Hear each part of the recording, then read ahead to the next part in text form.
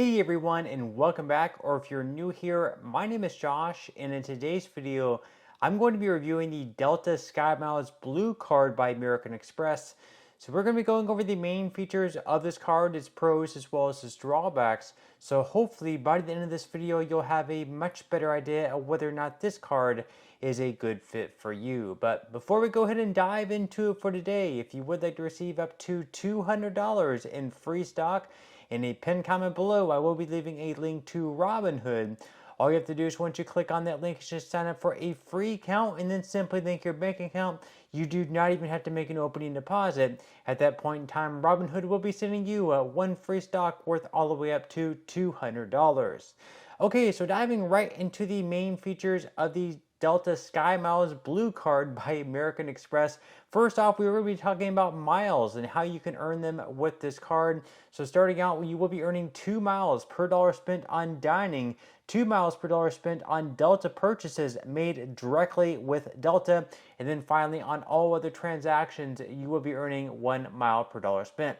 Now with this card, there's also going to be a spend bonus as well. So as long as you're able to spend at least $1,000 within the first 6 months of having this card, you will be receiving a spend bonus of 10,000 miles.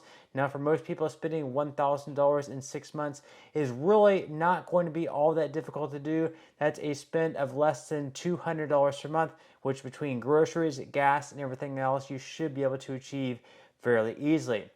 Now with this card, there's also going to be some other benefits that come with it as well. So starting out, you are not going to have any foreign transaction fees. So if you do happen to travel abroad, this is definitely a card that you can take with you and you won't be charged anything extra by American Express for using it.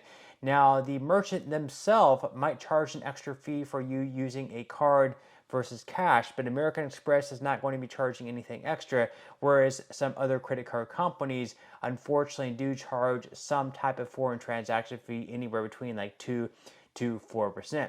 Now, among some other benefits with this card, you're also going to be receiving 20% back on in-flight purchases in the form of a statement credit. So if you buy like buy a snacks or a beverage on your flight, we all know those are a little bit higher in price than normally at like the store or anything like that, but you are going to be getting 20% back of whatever you spend in the form of a statement credit, so that works out pretty well for you. Then on top of that, you can also pay with miles, so you can take up to $50 off the cost of your flight for every 5,000 miles that you redeem with Pay with Miles. You're also going to be receiving car rental loss and damage insurance as well. You're also going to be receiving purchase protection with this card as part of the benefits. So if an item you purchase is accidentally damaged or stolen for up to 90 days from the date that you purchased it, you are going to be covered under this transaction. And then finally, you're also going to be receiving extended warranty protection as well. So with this, it is going to add 1 additional year on the original manufacturer's warranty of 5 years or less. The coverage is going to be limited to $10,000 per item and $50,000 per calendar year. So now that we went over the main features of this card at this point in time, we are going to go ahead and dive into the APR and fees. And of course, this is also super important to know about as well. So starting out, your interest rate on purchases is going to range anywhere between 20.49 to 29.49% based on your credit worthiness. Then as far as cash advances go, on this channel we usually recommend to stay far away from cash advances. This of course should not be considered financial advice, just my own personal reasons. Usually with them you have a very high interest rate, plus you have a lot of fees with them as well. But if you do decide to take out a cash advance with this card, just know that your APR on them is going to be a whopping 29.99%. plus a lot of fees like I just mentioned as well, which we are going to go ahead and dive into right now. So as far as the fees go, starting out on those cash advances, on each cash advance, you are going to have a fee of either $10 or 5% of the amount of each cash advance, whichever happens to be greater. So in the case that you have a cash advance of, let's say, like $300, in that case, the fee is going to be $15 because the 5% is greater than the $10. Then among some other fees, like I mentioned earlier on, with this card, there are no foreign transaction fees. This is a great benefit because if you happen to travel outside the country, this is a card you can take with you and you won't be charged anything extra by American Express for using it. Then on top of that, there's also going to be a late or return payment fee. That fee is going to be up to $40, but as long as you pay this card on time, And of course, in full, you're not going to have to worry about any interest charges. You're not going to have to worry about any late payment charges. So as long as you're paying this card on time and in full, you're not going to have to worry about any of that.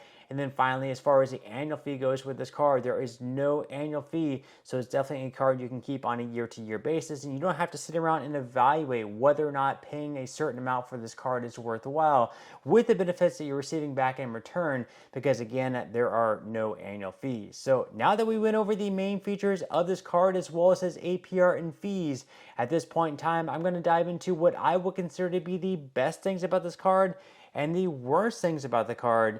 So we're going to start out with the positives. The first thing, of course, is that 10,000 mile spend bonus. As long as you, once again, are able to spend at least $1,000 within the first 6 months of having the card. For most people, again, it's not really going to be all that difficult. Then on top of that, you are also not going to have an annual fee. That's a pretty good positive as well. There are also no foreign transaction fees. That's another pretty good plus. Then you're also going to get 20% back in the form of a statement credit on in-flight beverages and food purchases. That's a pretty good perk as well. And then you're also going to be receiving purchase protection as well as extended warranty protection. So those are pretty good perks as well. So those are the good things about this card. Now, as far as the drawbacks go, first off, you're only going to be receiving 2 miles per dollar spent on dining and 2 miles per dollar spent on flights with Delta. This is very much on the low end. Every other transaction, whether it's at the grocery store, on gas, at a retail store, online transactions, wherever else, you're only going to be earning 1 mile per dollar spent. So you definitely are not going to have a big capability of racking up a lot of miles for flights with this card, unfortunately. And then also, even though you are going to be receiving a spend bonus of 10,000 miles for spending $1,000 within the first 6 months, this is very much on the low end. With other cards out there, you see like 20,000 points or 20,000 miles or $200. So only receiving 10,000 miles is very much on the lower end, even though it is very easy to achieve. Again, just spending $1,000 in 6 months. Not all that difficult, but you're really going to struggle to rack up a lot of miles with this card for those free flights. So with that said, to sum things up, even though this is a pretty decent card all in all, you're not paying anything for it. There is no annual fee. There is no foreign transaction fee. You're receiving some pretty good perks, at 20% back on beverages and food on your flight and things like that. I would say you might be better off just going out and getting like a 2% cashback card all around on pretty much every transaction, such as the Wells Fargo Active Cash card. Even though you're might be thinking, well, I can't use that towards flights. Well, actually you can. You can just take the cash back that you're earning and redeem that towards flights or whatever suits best for you. And you're also not going to be tied down to using your points or miles or cash back just on Delta. You can use it on any other airline that might be like a cheaper airline, or one that might go to one of the destinations that you would rather have, or one that fits your schedule in a better way. So that's just food for thought there to sum things up. Once again, this is definitely not a bad card, but you might be better off with another option. But that's all we have for today's video. I certainly hope you enjoyed and found value out of it.